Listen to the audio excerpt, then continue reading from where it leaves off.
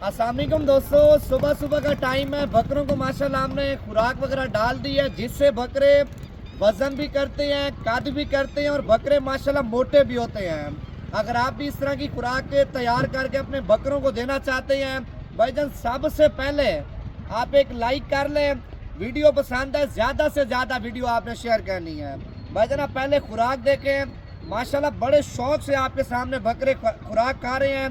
कोई बकरा सर ऊपर नहीं कर रहा, शौक से माशाल्लाह आपके सामने खुराक खा रहे हैं। पहले नंबर पे हमने भूसे को गीला किया है, खुरली के अंदर वो डालना है और भूसे के ऊपर हमने डाली है अल्हम्दुलिल्लाह खल, ठीक है।